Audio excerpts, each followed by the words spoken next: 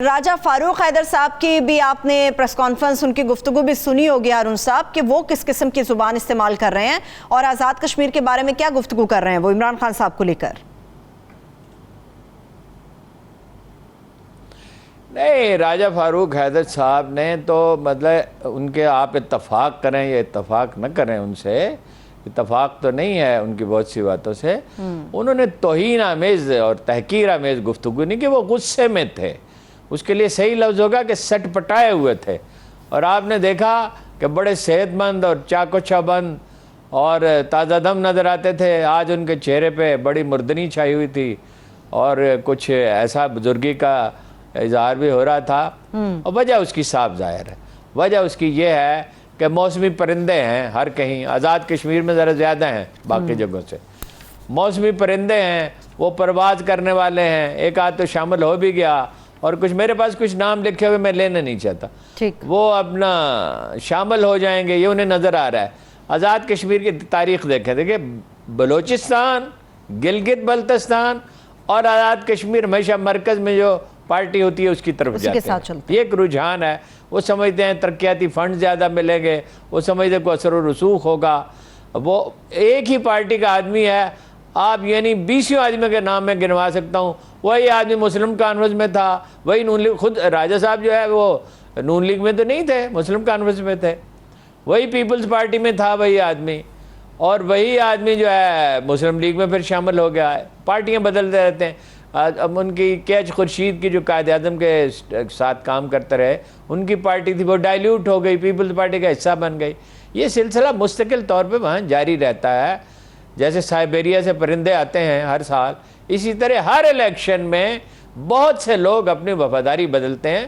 وہ پنجاب میں بھی ہوتا ہے، سندھ میں بھی ہوتا ہے، لیکن اتنا نہیں ہوتا ہے جتنا آزاد کشمیر. میں آپ کو اس کی مثال دیتا ہوں. جی 19 نہیں، ہر جگہ مختلف ہے اس کا، یعنی سطح مختلف ہے.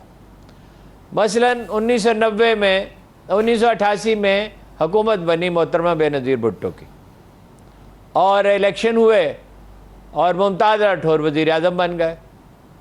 اور کچھ عرصے کے بعد فوراً نہیں، 88 میں تو نہیں ہوئے تھے، 9 مہینے وزیر اعظم رہے وہ صرف، کیونکہ بے نظیر کی حکومت برطرف کر دی غلام اسحاق خان نے اور نواز شریف وزیر اعظم بن گئے. تو اس کے بعد مسلم کانفرنس کی حکومت بن گئی. وہ ایل آئی تھے. بعد میں تو نون لیگ الگ پارٹی بن گئی نا، جب سردار عتیق نے سنبھالا، وہ اس کے عوامل تھے. اچھا، اس کے بعد جو ہے پھر وہ اقتدار میں آ گئیں محترمہ، پھر پیپلز پارٹی کی حکومت بن گئی. صحیح.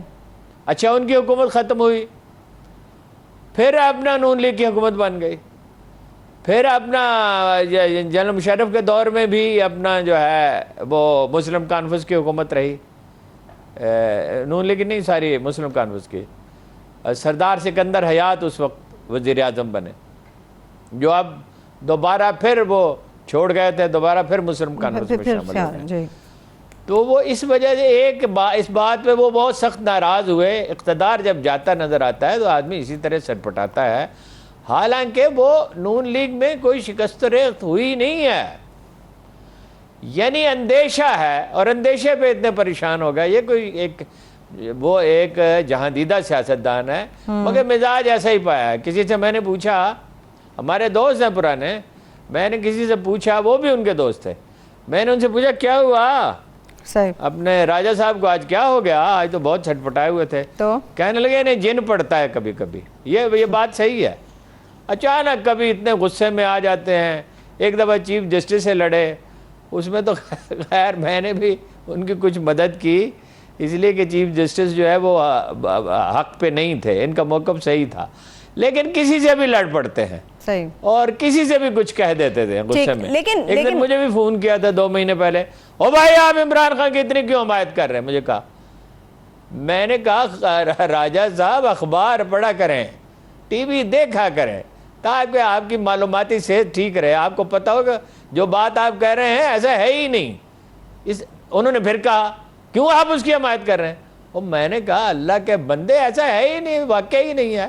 میں تو ایشو ٹو ایشو اوپینین دیتا ہوں، میری رائے غلط ہو سکتی ہے، مگر یہ کبھی نہیں ہوتا کہ میں پروگرام میں کسی ایک شخص کی حمایت، میں نے کبھی کی تھی ان کی حمایت، مگر اس وقت تو صورتحال یہ ہے کہ وہ مجھ سے سخت ناراض ہیں، نالاں ہیں، اور ان کے لوگ میرے خلاف ایسی ایسی مہمات چلاتے ہیں جس بات نہیں، آپ کو پتہ ہی نہیں ہے اس بات کا، تو وہ بس مزاج ان کا ایسا ہے۔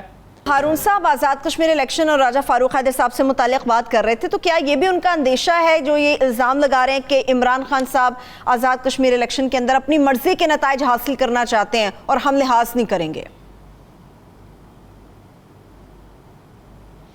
نہیں، لحاظ کون کسی کا کرتا ہے، وہ بالکل نہ کریں، اور ٹوٹ پوٹ ہو نہیں رہی ہے وہاں اتنی جتنے وہ پریشان ہو گئے۔ اچھا، اصل میں بات یہ اندیشہ ہے انہیں، کیونکہ سیاست میں تاثر کی یعنی پرسیپشن کی اہمیت حقیقت سے بھی زیادہ ہوتی ہے، اور رجحان جیسے میں نے آپ کو پوری تفصیل سے بتا دیا کس الیکشن میں کیا ہوا، رجحان یہ ہوتا ہے کہ فلاں پارٹی جیتنے والی ہے، اور پارٹی ہمیشہ جو مرکز کی حامی ہوتی ہے وہی جیتتی ہے۔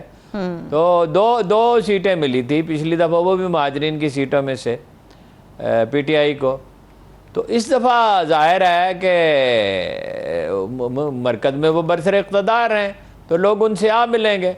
مثلا یہ تنویر الیاس صاحب جو ہیں، وہ جو بہت کھرب پتی آدمی، یارب پتی تو کم از کم ہے ہی، جی، تو وہ مثلا یہ ہے کہ بہت سرگرم تھے پچھلے دنوں وزیر اعظم بننے کے لیے، اور بہت سے لوگ ہیں، بہت سے نام بھی مجھے معلوم ہے، میں لینا نہیں چاہتا اس لیے کہ بعض اوقات لوگ معترض ہوتے ہیں کہ میں نے تو بھی فیصلہ کیا نہیں، یا ممکن ہے کہ وہ فیصلہ بدل دے اپنا۔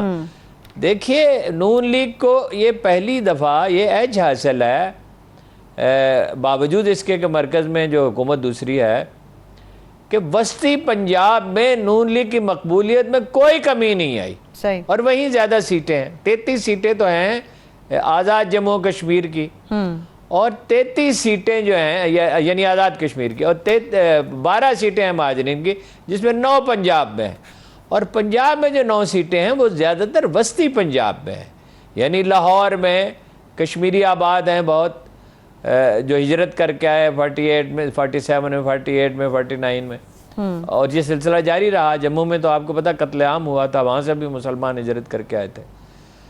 تو یہ وسطی پنجاب میں اگر وہ یعنی چوکس رہیں اور الیکشن لڑیں، جس کا ہنر وہ جانتے ہیں، پی ٹی آئی سے تو زیادہ جانتے ہیں، تو وہاں سے کچھ سیٹیں وہ لے سکتے ہیں، اور اپنے لوگوں کو ہولڈ کریں، انہیں نہ جانے دیں۔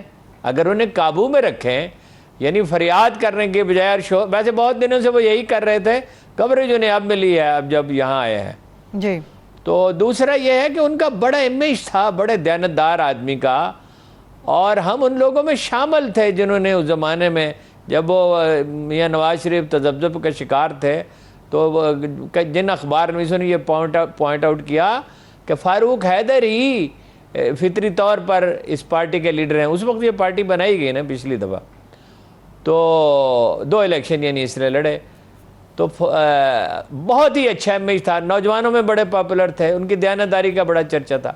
اب انہوں نے 1-2 غلطیاں کی ہیں۔ ایک تو یہ کی انہوں نے کہ ووٹ لینے کے لیے گریڈ 1 سے 14 تک کے ملازمین کو، چاہے 1 ہفتے کی کسی کی ملازمت تھی تو وہ ملازمت اس کی مستقل کر دی۔